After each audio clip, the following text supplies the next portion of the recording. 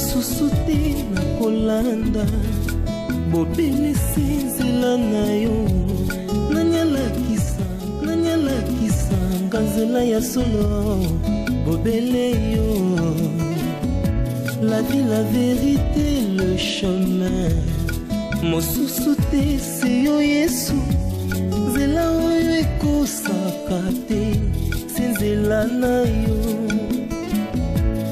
bayebatalelaka yo bayokisa masoni te papa ya borphelin bana bitike mosungi ya baveuve mobikisi oyo asekolanga ye liboso ya banguna nanga alongolanga na maboko ya bayini banga. C'est avec assurance na koyemba Yesu azali. Là-bas, je suis très déçu. Très déçu. Tu sais que je suis un homme de Dieu. Et toi, une future maman pasteur. N'est-ce pas? Je suis très déçu. Non, je n'arrive pas à comprendre comment tu peux faire une telle chose. Ça ne te ressemble pas. Comment tu peux aller chercher les numéros des Mimi Kabé? Pourquoi? Rectificatif. Pas son nom, mais plutôt celui de son mari. Ah, ok. Tu as dépassé les bornes. Comment tu peux aller chercher les numéros du mari de ma partenaire, Mimi Kabé? Tu as été mise au courant. Parce que pour que tu saches de quoi moi je suis capable. Mais non, là-bas, tu dois comprendre une chose. Que Mimi Kabéa, c'est une partenaire numéro 1 de mon ministère là-bas. Tu dois comprendre, je te dis à 1001 reprises. Comment tu peux faire ça? Mais c'est que la fois dernière, que ce genre de blagues là, que ces blagues de mauvais goût avec moi, Marina là-bas, il les gâté. Et c'est pourquoi tu es parti chercher le numéro de son mari? Plus loin. Estime-toi heureux parce que voilà ce qu'il y a le numéro. Parce que eux, ils n'ont qu'un asima. Mais c'est toi qui me parles comme ça, Marina. Parce que mon cas, c'est que toi tu fais avec sa femme. Moi, je ferai ça avec son mari. Mais je fais comme rien. ça, on serait égalité. Je fais rien avec Mimi. Mimi, c'est une partenaire. Mais toi, Dieu te punira. Eh ben non, écoute. Roger. Là-bas, je suis un serviteur de Dieu. Tu dois Roger. me respecter, s'il te plaît. S'il te plaît, chérie. Commence par te faire respecter toi-même. Parce qu'on dit la charité bien ordonnée commence par soi-même. Si tu ne te fais pas respecter, moi je ne te respecterai pas. Mais tu es en train de détruire mon ministère. Au moins, ministère, tu l'as détruit. Tu l'as déjà détruit toi-même. Non. En mettant presque toutes les sortes de l'église dans ton lit. Ah, ok. Et pour couronner le tout, tu viens au lieu que ça s'accaparer dans mon sabataliban. Est-ce que tu sais que je ne t'ai pas encore épousé? Raison pour Mais non, tu es ma future femme. Tu es ma future femme. Tu es la future maman pasteur de cette église. Tu as une femme qui t'agrippe à tout moment. Non, arrête. Et si je vais plus loin, je comprends que Yem Tazobo est Yobalanga. Non, arrête. Parce que déjà, ma préparatif à l'Iban, en cours. On était déjà dans les bancs. Non, ne dis pas ça. J'entends la voix du Saint-Esprit. Dieu me dit toujours ce que je dois faire. Attends. Non, il me dit toujours ce que je dois faire, ma chérie. Non, attends. Combien de temps? Chérie, Dieu le maître de temps et des circonstances. C'est lui qui organise toutes circonstances. Papa, déjà. Voilà les premiers épisodes. Que ça ne se répète plus. T'inquiète. Si ton histoire avec cette Mimi se répète, la mienne aussi se répète. Là-bas, que ça ne se répète plus. Tu me connais bien. Tu me connais bien. Moi, pour l'instant, c'est seulement la bataille que j'ai perdue. Je suis en train de perdre une bataille. En fait. Mais la guerre, moi, je n'ai pas encore perdue. Mais attends. Et je n'ai pas l'intention de la perdre gâtée. Voyons. C'est comme ça que tu vas te comporter comme maman pasteur de cette église. Papa, mais tu vas m'accompagner dans mon ministère comment? Au moins, tu vas bêta litama, apesa go siaka Yesu. Ata yondo zans na tem na bambo do mbato zong sanga. Chérie, écoute-moi. Non, attends, pas ce genre de langage. Je me connais. Pas ce genre de Tu langage. me connais. Mais attends, j'ai une réunion. J'ai un conseil de pasteur maintenant. Quand tu fais ça, et ça ne sera pas bon quand ils verront. C'est pas normal. Non, je ne veux pas te pousser à bout parce qu'il n'y a rien. Il n'y a rien. Il n'y a que... Jusqu'à présent, ne me pousse pas à bout. Non, en fait, parce que je sais pas. Na bengio na ebiso ya nanda kuto solo là. Tu refuses. Ozoboya ya nanda kupona nini? Pour rien. Tu as des choses à me dire. Au PC rapport et pas ya Aziza. Ya Aziza soye nanga. Oui, j'ai compris. J'ai demandé à Aziza ya koyebi sa yo ya nanda kupona to solo là parce que je veux entendre ce que tu as à me dire. Moi, je n'ai rien à te dire. Tu n'as rien à me dire, ça veut dire quoi? Maintenant, qu'est-ce que tu es allé dire à Aziza? Écoute, Agneau, regarde-moi. Je suis ton grand frère, tu le sais très bien. Ok? Nayebi ki ozalaka du genre un peu cachotière, ozalaka un peu du genre Yakobo Makambu yo moko. Je voudrais assez que tu sois ouverte envers moi. Dis-moi, parle-moi. S'il y a quelque chose oyoyo ezaya babe o ngai nazoko comprendre te. Au lieu de passer par Ya Aziza po aya koyebisanga, peut-être Ya Aziza oyebisanga nyonso te. Mais Aziza celui-là nous fait karanga na lo baisu. Ya Aziza ayebisingai rien de spécial à part que bozaki da programme ya culte Priska azaki da kati ya bureau ya prophète depuis 22h ti ayi ko masoki 1h 2h. À part ça, elle ne m'a rien dit d'autre. Agneau, Agneau, dis-moi, qu'est-ce qu'il y a? Dis-moi tout. Il est fini. Il est fini. Déjà, il y a des assurés. Nous avons fait un balanga ne soba mamnité. N'avons pas sope au solane. Il est fini.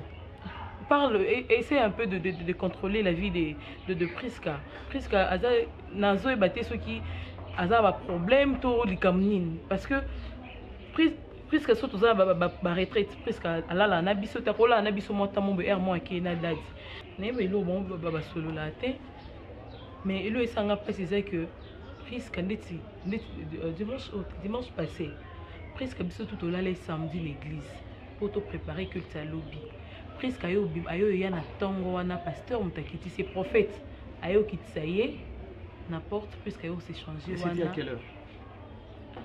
C'était vers 5h30 ou 25 minutes comme ça. Et Dadi, prophète allait à l'église, il est pas là à l'église. Pour que tu fasses tout là, il fait qu'il coûte. Nous et moi, il fait qu'il prophète et mon quand même la prière. Prophète allait à l'église. Dans mon pays, presque pas à qui n'a été. Surprise, tout le monde a qu'à nani presque, bayo qui tient na porte. Et pas Dadi à côté s'est changé kawana. Donc nous là c'est comme ils sont pas les casala qui aille à se maquiller à l'ati. Pas c'est ça que tout pour faire na presque appelle les akaya Dadi. Sauf qu'un prophète a bengi, il faut voir agitation. Tout faire dans la carte sabatu et moi comme je n'ai pas rabat bako mo murmurer parce que nga zawana.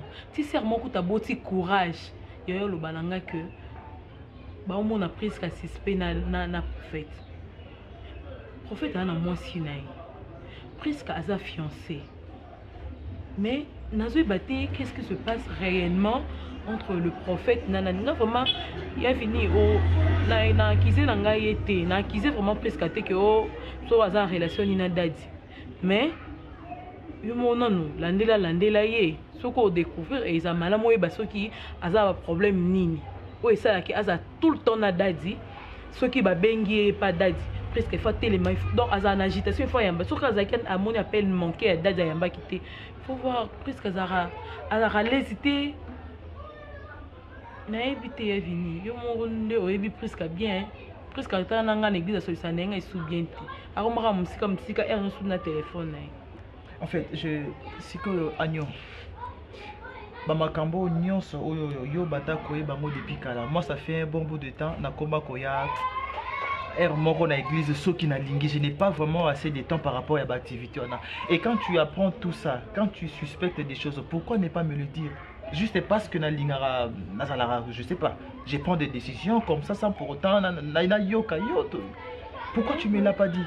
Le binanga pour na bon côté nazo ba par dernièrement presque soigner ma casse na mimi na mimi c'est un mimi na azana mukolo ala mobile na ye mais et soigne lo presque non soit na mimi wana na batina benge yaya to po ya mo ke ba jena ba mike na batina benge mama to yaya aswani makasi mais eswani na bango la seke mbasi o mibale ba olela mobali donc oh ça na yebi na te parce que il sert mimi wana asa marié mais abimana na prophète leto yoka ka na rat église qui a comment mala prophète mututo yebi yango sert mimi mana prophète mais elo comme ça priska a oluka nini besoin na eza nini ye pasaka na nzela prophète to bazala makamu susu ba olela.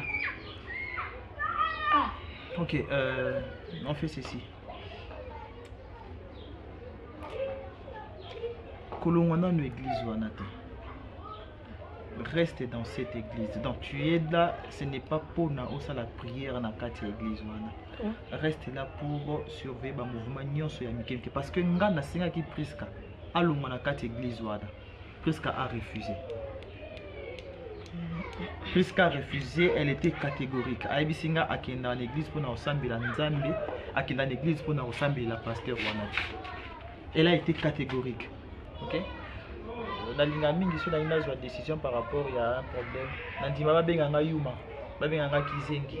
Mais j'aime poser des actes après ma preuve, OK? Après ma preuve. Donc reste dans cette église. Zala wana pona ko surveiller ka ce que presque fait avec le prophète. OK? Yo so ika ka moni eloko moko ya suspect bien te tu m'appelles, tu m'informes. C'est tout. Ko bombelanga te. Liboso badaye ko banga ko yebisanga parce que na façon nga na réagir ça na makambo. Mais non, maintenant là c'est moi qui te le demande. Fais ça. OK?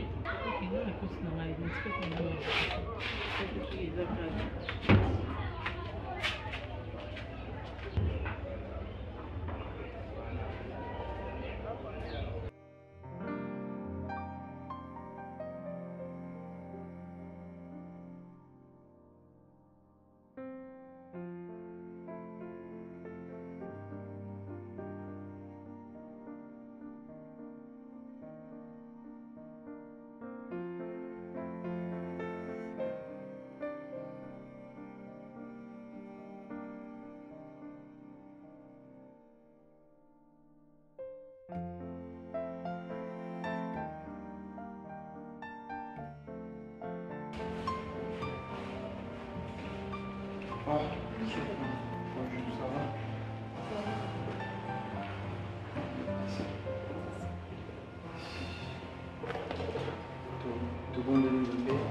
Père de gloire, te péché merci. Maître et à temps, et à circonstance. Yon de permettre tout kutana lisusu na ma sœur Fanny.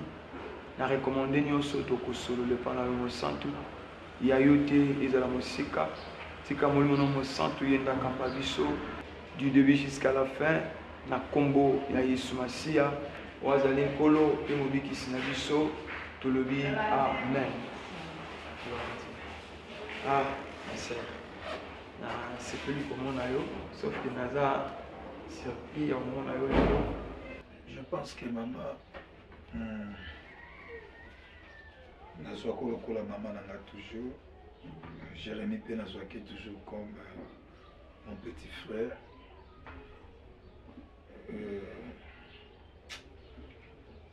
Namoni Nandenge Nazuki na makambo on les réseaux sepelisa binote. J'ai eu conscience dans le bité. Maman miloza maman nangai. Jérémy azande ko nangai. Nazoeba même batanga ka Bible tangu nzamba yena et pas Abraham balé basil ça veut dire ah est-ce que je cacherai-je à mon serviteur Abraham comme nazoki ko sala na Sodome et ça là pasteur na yaka mingi boyebi likambo mais sans que Oui, parce que je cacherai. nakoki kobombela mama nanga milo te. Nakoki kobombela mama nanga milo te. Eza ndako naliaka. Namelaka, oui. Je dois être sincère. Mamilo, je suis un homme. Nakoli. Esengeli na sala chemin mosusu. Naye kobima pour naebisa bino ke toza na relation moko amoureuse na ma future madame Lisa. Yango nalobaki nakutana na mama nanga ayebaka soki na ye ata soki navandi nazolia edérange lisusu te mama na ngai. Nayebi ko eza ndako na nga. Je suis déjà les bienvenus. Merci maman. Ndenge bo accepter vraiment relation yo na Lisa. C'est ma maman Jérémie. C'est ma maman. Aussi si. Nako bakisa soki esengi na bakisa na Baba hier. Maman. Mwana ya baba hier. Ah, yeye nitakoma baba hier kaka. Daniel. Maman. Omoni procédure kuto côté le côté mabe. Procédure ba kota rapolo kalisolo na ba parents mwasi ba koma mukanda. Oko mukanda, o check quelque chose. To pesi jour to bito bengo to solo la. Jour koya mazela na loba. O botuna kité. Jour koya o même peu moi quelques casiers auto solo la li solo. Soki vraiment na insister na yebi ke lelo yamba te. Soki na sengaki vraiment na kuta non parce que on faut pas na sola na yango ezali. Na yebi ke peut-être fali na ya déjà na début ton makambo ebandaki na mekai ko giron na ngamoko et tourner. Moi c'est la grande soeur, il y a grand frère nanga na ndako banda oyoka na ki. Okanate na sens peke yanga na provoquer yete. Il pas en église mais assemblée là ka ba dépenses azo sala ba tukoya na ndaku ba désordre et pas grand frère yé azo kendelo makambo susu. Ngai na gifler na humilier devant batou donc à cause de la petite sœur ya mobali na yo. Non, moi c'est vraiment un grand frère là. Oh, moi c'est un grand frère. Bon ça y a Serge. OK. À cause de ma campagne yaya et yaya un bon matin c'est décidé à binga na nganda. Non. Dimanche mon ayaka kutanga na vandi na yaka tono église. Nazara sunanda kote. Na komia kovanda epa ya copine nanga Lisa. Donc nasalika une semaine kuna nde ba maman na bango et ba décider na zala wana te. Donc papa pour le moment naza en place sur vanda te. Ngana ya Serge tozalaka bisoni bali awa. Nde na moneki na bina ya na sur la no yango. Sa famille na premièrement la ba regret koyoka ki ozala lisu c'est pas grand frère na yo te. Tandis que dans laquelle tu as participé, moi je m'attendais à ce que si on a un problème directement, il y a le papa na yo. Tu as un capon noté, ya binoté. Soutien na biso suki ka likola cherté. Le quoi toi ba berger faut tout la na ba brebiti, na ba famille, na ba musika ba zofana. Comment yo kolunga pas grand frère na yo, ou que va ne pas ba connaissance na yo sans pourtant na yo. Tout juste ma maman osa na raison. Et loko est handicapé mukeza lelo tozali 20. Tellement naozila les 5 nazwa 100 wana natia na enveloppe. Banoko bazano po natinda pa banoko. 100 kasi yanda kuti. Oya les 5. Moi t'en as les 5 pour est handicapé miloté. Mon qui c'est qui m'a makasi te. Yango wana papa. Oui maman nangai. Eza mawa pe pasi. Ah. Monde mwana ngaka. Oui maman. Moi c'est kitoko. Na yebsaki l'éducation malama. Merci maman. Atangi ba classe bien. Félicitations maman. Félicitations. Bien éduqué. mais nalingaka na vie na ya Liza azwa mobali moko malamu mobali moko responsable oyo akolalisa Liza nzala te oyo akosokipe na Liza oyo akosokipe na scolarité ya bana bakobota oyo akopesa ngai esengo na vie lelo ata naza te ata nakufi nayebiki natiki mwana nanga na place ya malamu merci epa mobali moko malamu yeyo merci mama mais désolé eza yo te ozata na qualité moko te Daniel ozata na qualité moko te ozata na respect na yo te ozata na valeur na yo te donc ba baka valeur intrinsèque ezate ya bomoto oza na bomoto te ozali kaka oza kaka lokwa sardine bakata mutu nzoto ozotambola bamboka nyonso nzoto ezotambola mais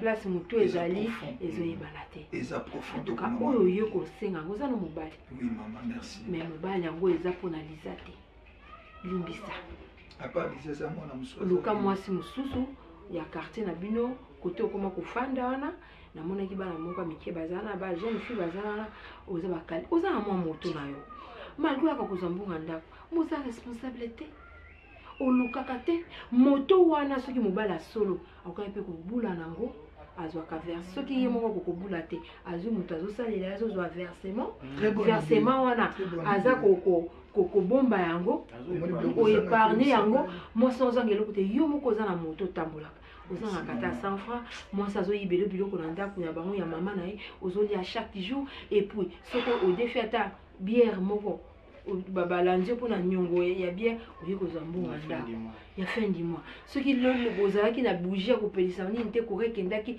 lobi oye kopesa mbongo ndako finalement donc oza mobali moko oza immature oza immature esimba te na boyi na finga yo mais j'ai compris que oza immature non mpenza okomi mpenza mobali te nde okokende mpenza okolobi bon nakoma mobali asolo ata ba 5 ans plus tard soki Liza bali te oye kobala emesiko te nalingi mpe koyambo te na libota na nga ke olokwa mobali ya Liza eza faute no te eza faute ya Liza ye moko naoloba mabe oki omona nde navanya na fongoli monoko nanga kotanga kombola nga ndaye awa ezali surprise ntango obimi otie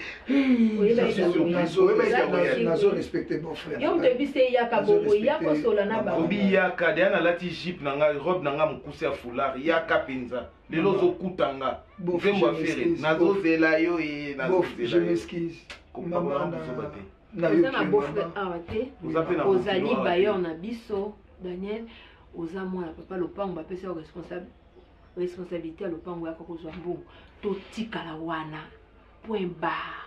Oui maman ozoswana batata mwasi no mpona $100 loyer ongo kotisa Liza na kata muziki wana muziki na bino bokotisa Liza te otanga kombo na nga te problème nini Liza aza aveuglé aza aveuglé nayebi te mpona coiffe ndako oyo oki okofanda wana ya baconnaissance na yo oyebi monde de vie eza kuna hôtel wana parce que ndako eza hôtel maintenant nazwaka gloire soki eza Jésus Christ te ntango mosusu eza nzambe bafamille na bango oke komikotisa na alliance moko boye oyo eza ya yo te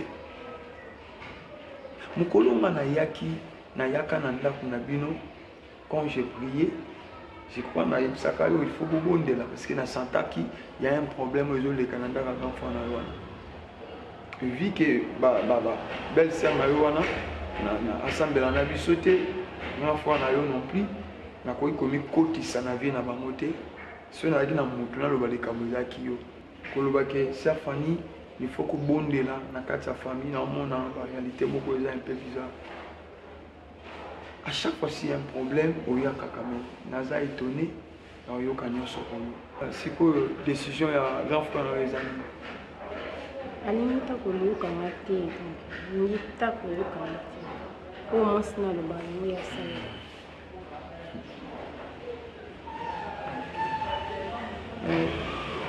mwana mwasi wana asambelaka ti natuna ya bino prophète na biso tout ça nabengisa na église ya bino nakoya te parce que biso prophète na biso alingaka te tokende osambela biso mosusu dadi na bango alandaka fronti na ndako non soki otaki église te kiti na ye moto avandela te alingo dadi na bango alingaka église te sifo te bayeba esika nini baosambela église eza bien kozala paster prophète ezaka batitre En réalité, dans l'homme, c'est l'esprit.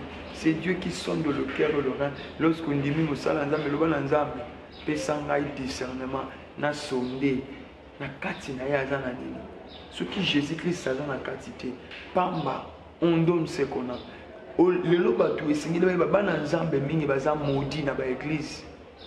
Il va dans Zambé, il va béni dans l'église. Sauf qu'une église a mabé automatiquement, ok, qu'on subit malédiction. Sauf qu'une église a malam, on a béni. Alors, nous avons besoin de coup parce qu'ils ont trop tardé. Nous comprenons le rôle que jouer dans la famille. Et nous comprenons que peut-être on comprend dans le lobby, mais le lobby est que ceux qui les lots, vous allez sur une grande fois parce que en quelque sorte, vous avez ma protection dans la famille. Alors, vous allez écarter pour le diable à opérer dans la famille, précisément à opérer dans la vie à l'enfant. Alors, c'est un promo spirituel. Tout le monde est dans afin que Azwa, grand fond à comprendre le système est lié les Kanakats. Parce que nous connaissons Makila Nayo, on peut rejeter quand vous êtes. Ça soit fort. Pourquoi vous le pour partager la bande de corps avec qui nous avons la permanence. La Psaume 5, on a 4e verset de lui. Ayez recours à l'Éternel et à son appui. Cherchez continuellement sa face. Donc, tu as une mission, tu as un devoir. Il y a beaucoup de soumettre à problème dans le monsieur par exemple. Mais nous, quand les bossos, banda pas les bossos, boya no biloko. Bayilo no biloko te pesa kaona Elisa boyango eroza pa Lisa ta place Lisa wana ndete kotala après ba 5 ans ce qui m'a komi mature otanga kombo na ngato so yokate ya to solola na nanda mama atanga kombo na ngate so ni muta ayiko na yo kasi ba yeli bala na tout ça nécessaire. Merci Daniel. Attention. Merci maman, n'a remarqué ton a constaté que procédure et ça là qui vraiment respecté. C'est quelque chose et tu as mon enveloppe. Le coup là, tout ça n'a 4 mois. Donc il faut d'abord les 5. Les 5 est tombé mardi. N'a habité réunion de la famille à Libala les 5 mardi, matin 5 à les 6 pour banoko, bah ils savent déjà que beaucoup nous salaté et ça week-end. Il y a moi a préféré dans son bon mois vendredi l'été. Pour permettre tout ça, pour comme Lisa, nous peut-être amener la 20 nini, whisky nini. Voilà bon loyer. Il y a loyer. Et souvent, merci maman. Tout soleil en haut, Lisa. Mais maman, lettre qu'on y a lundi, lettre qu'on y a jeudi. Jeudi lettre qu'on y a. Surtout nous manès.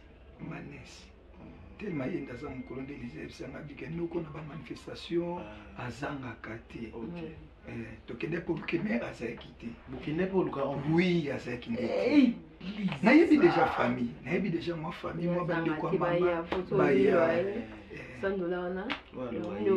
Ça va? Ceux qui peuvent nous amener sur boula moto na koboula pour tout renforcer kaka. Mais la zone n'avons koboula micro de pour na ben.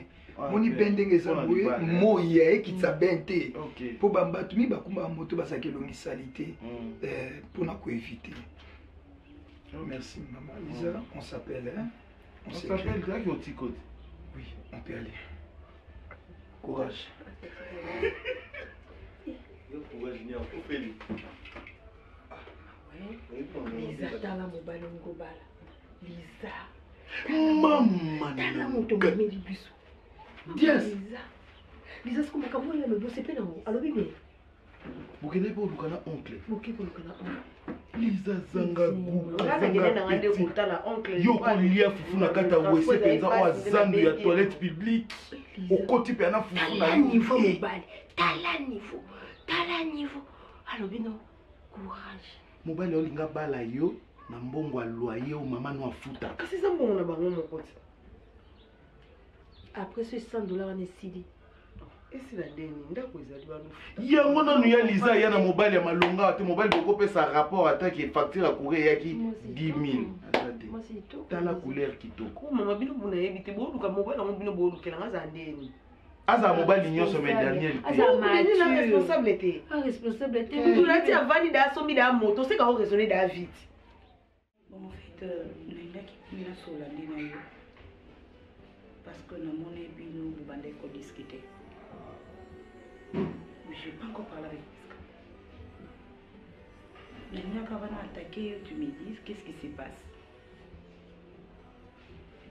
Parce que dans mon qui même enregistré t'appelle là, je veux savoir c'est quoi le problème. Comment dire, le problème est ça. Je crois que j'avais essayé de parler avec Priska. Dans ce cas, Priska, Nalina quitte aussi les sayango entre biso. Parce que au moment où il comme ça, couple, à chaque fois quand vous avez un problème, ok, na famille intel, ok, vous avez un problème, ok, pas frère, moi, bien sûr, dans l'église, ok, donc moi j'avais jugé bon, aussi ça, problème yango entre bisomi balé, parce qu'on est déjà des adultes. Il y a juste la senga qui Priska, je ne voulais plus à ce que akenda ko prier dans l'église. Place c'est au qui prier bisomi balé. Pourquoi? Déjà, ngai moko nakoma soit je peux venir une fois dimanche moko boye et puis na l'église nanga temps je prie parfois à la maison, je prie parfois na ba place ntoso bazo ko inviter ngai. J'aime beaucoup Priska, ta sœur. Je l'aime du fond du cœur. Ce n'a lobby que en fait il y a des choses qui se disent dans l'église, un mouvement moko un peu suspect dans l'église avec le prophète. Priska est votre pasteur? Oui, Priska est notre prophète. Donc tellement que les gens le disent dans l'église, au bon cas kaneti ba sœur ba loba moko na cessé. Et comme mais je suis du genre, je fais semblant, je cherche à ce que là j'ai vraiment ma preuve par rapport à l'autre. Je n'aime pas couper ça occasion ou bien qu'on dit facilement ce que les gens disent. Et c'est pourquoi j'avais jugé bon pour protéger ma relation avec Priska à se retirer dans l'église. À se retirer dans l'église. Moi je continue à mener ma caméra à voir si réellement ce que les gens disent est vrai. Mais entre temps, la lingi Priska azana na église wanate. Azana moi musika ya église, musika pe ya prophète. C'est tout ce que je lui avais demandé. Mais bizarrement, Priska a refusé. A boy à moi créer une discussion et donc elle a été catégorique par rapport à sa décision. Bon, Davini, je ne sais pas si j'ai bien entendu ce que tu viens de me dire. Donc, si je comprends bien, le but de votre discussion, c'est comme si on se suspectait, et le comment il y a bien dit, parce qu'on a eu aucun église. Mais c'est vous qui l'avez mis à votre église, non? Ben oui, je sais. Mais si, être un peu plus clair, s'il y a un problème, c'est ma soeur. Ok. Parce que je sais que Priska est Mingi. Ça c'est vrai. Ça c'est je vrai. Le sais. Je le sais aussi. C'est un niveau que lobby a boui, elle est catégorie. Elle est Nakayo, a boui. Essaye un peu de m'expliquer. Peut-être il y a quelque chose où fait ça, il y a combattre Tamawana. Mais quand moi je peux.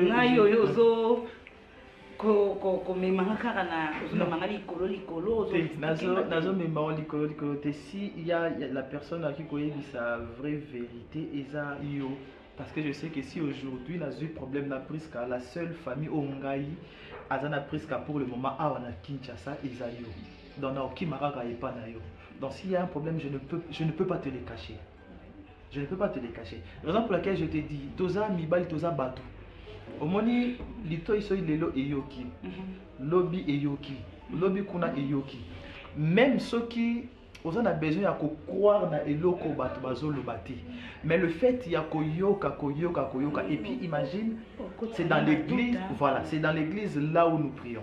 Tu viens dans une église, il y a les gens qui murmurent par rapport à la relation il y a yo la fiancée on a quatre il y a même église. Et ce qui me fait un peu peur c'est parce que ma petite sœur Agno prie aussi dans notre église. Tu vois, c'est que peut-être ma cambouane est cause de la paix et comment la matoi n'a rien à Yokayango. Raison pour laquelle j'ai demandé juste à Prisca pour le moment à se retirer dans notre église. Je ne pense pas que si une personne reste à la maison, qui prie à la maison, à se prier avec sincérité dans Ndako, Nzamba Oyoka prière na yete, Nzamba Oyoka prière na yete. Parce que je sais qu'il y a même un verset dans la Bible qui dit voilà les miracles qui accompagneront tous ceux qui auront cru à mon nom. Et le baptême au nom du prophète, et le baptême au nom du pasteur, et le baptême au nom du bishop, ou le baptême, non. Et le bas à mon nom, dans la combo ya Nzambi, la combo ya Jésus-Christ. Donc ils imposeront les mains aux malades, les malades seront guéris, tout continuer. Donc moi je ne pense pas que si Prisca à s'absenter dans l'église même pendant quelques temps, à prier dans Ndako, ok, juste que malobana vent et c'est là, je ne pense pas que ça va poser un problème. Ok, je vais parler avec elle. D'accord. Laisse-moi parler avec elle et je te dirai quoi. Si réellement elle m'aime, et elle doit savoir que l'amour c'est le respect.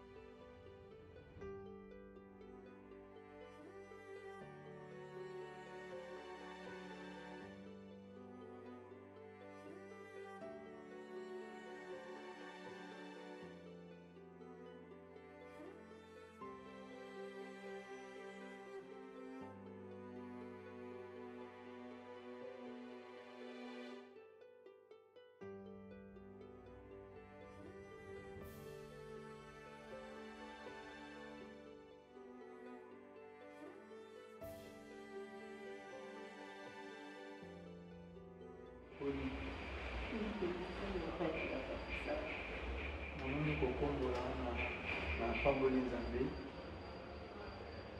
bato mosusu Nzambe abendaka bango acréer circonstance moko po abenda yo mpenza na présence na ye mikotisi na mosala ya Nzambe même lobi na kiti na otala iresi namonisa makiti bo abima susi wana okomi nango yango Nzambe azelaka mpa na biso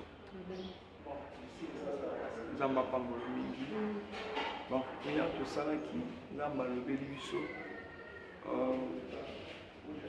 nalingi te na bomba esunga o te soki na obi na bomba nayebisa o vérité oyeba ce qui se passe na grand frère na yo oyeba raison oyo esali ke yo bima na ndako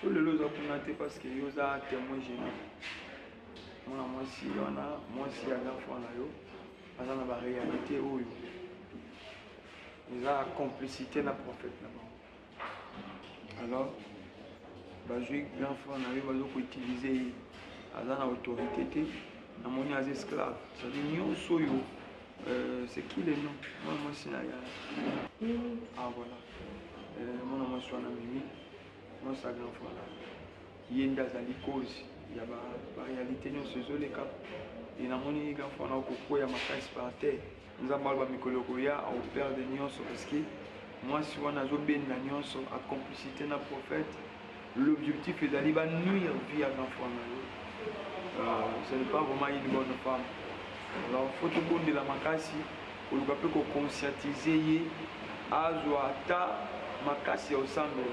Prophétie, il faut examiner. Et deuxième chose, et là on a moni mai.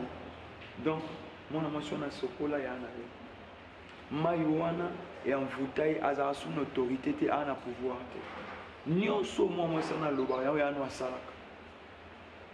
Et mutu apesa mai wana et ils a prophète wana. Soi-disant prophète.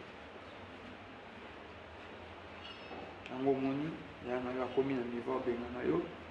Je crois qu'il va projet aux acquis nango famille, il faut que nous ça voyage te karabilo to business.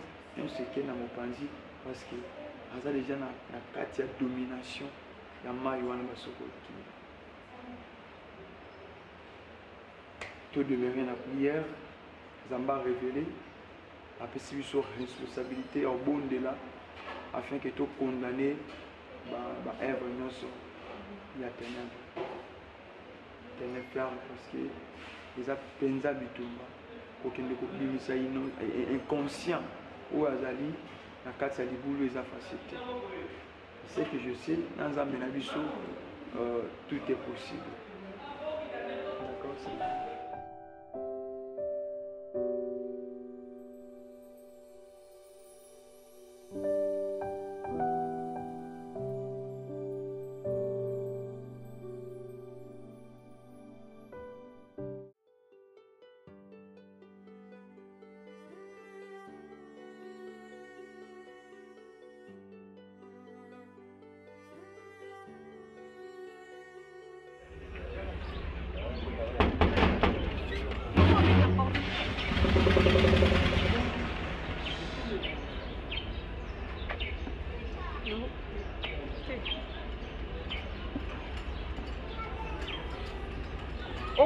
te. Ok te. Moi eza makasi. Te mais okokosa te ovandaka te. Oyebi ke oza su na droit ya otia makolo na kati ya ndako te. Okota nde. Moi eza makasi oyobaka mamo yao. Tu ne sais pas que tu n'es plus la bienvenue ici. Non, on a besoin que tu en aies. Maman, azate. Ata peso azaki okota te parce que tu sais que okota su makolo na kati ya lupango te. Nayebi te so boyokani na butu. Omona ki moi eza. Po oya awa. Moi eza makasi olobisanga tinga aza pa nanga na moi bozo lobisanga otelengana na sa moi mama.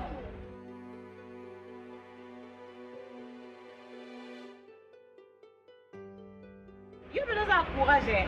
Donc tu oye pena bo s'attendre que yo po tu na kata ndawo. Yo za relation na batazana na bango. Eh.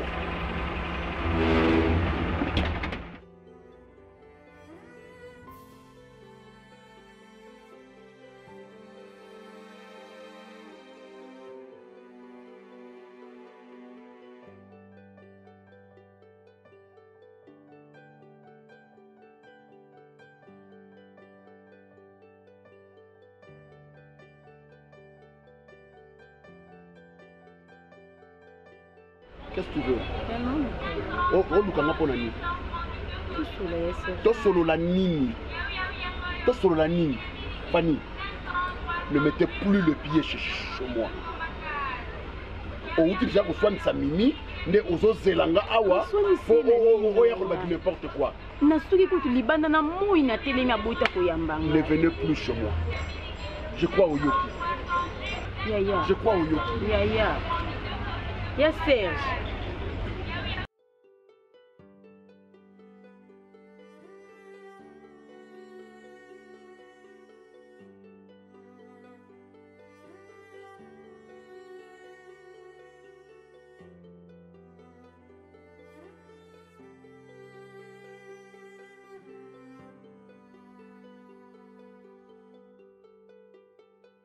D'abord, il faut continuer dans la tension, il faut continuer dans il y a des discussions, il y a des choses qui se disent et tout.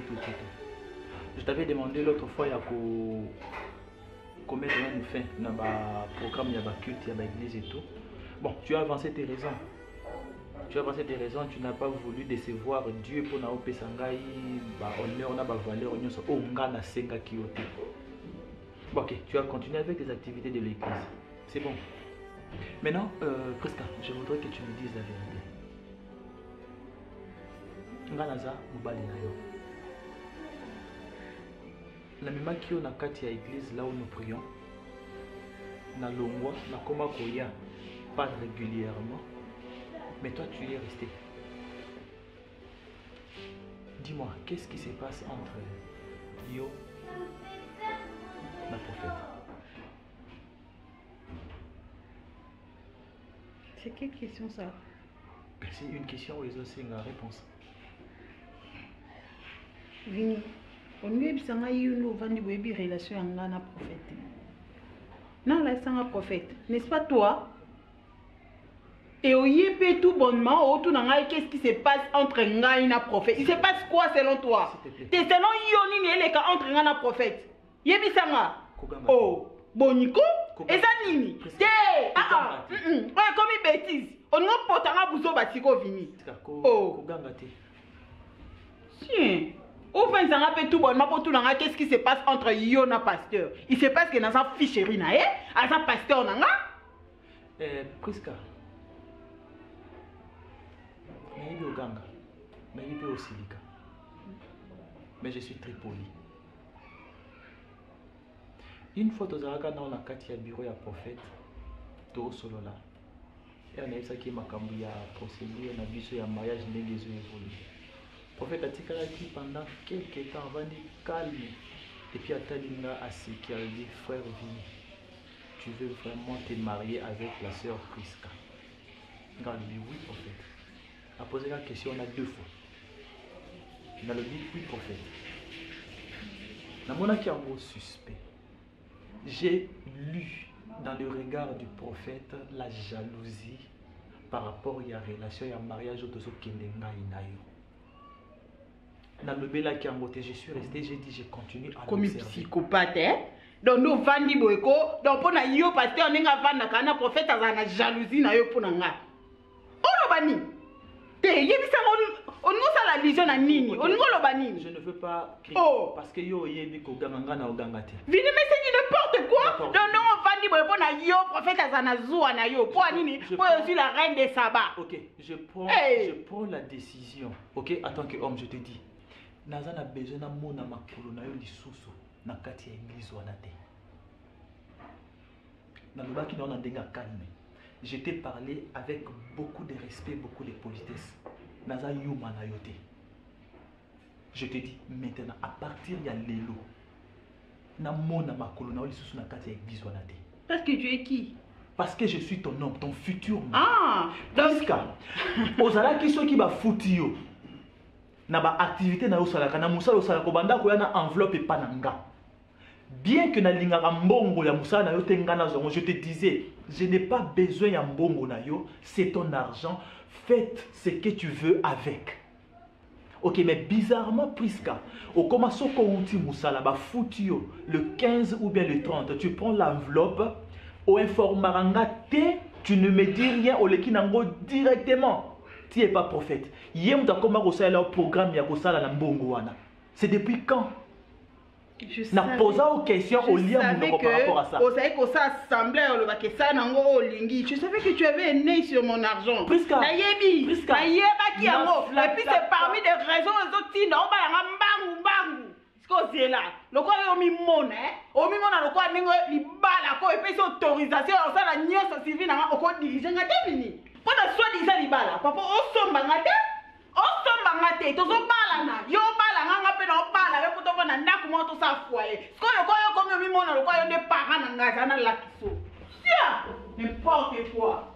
Moi ni la celui qui m'a expliqué libala te. Na ata ba ko bala nga na moment ni ata après 10 ans, so na ze pas biso bo bala nga. Non la kiso siko ki na za na mata. Na flair d'âge. Tiens.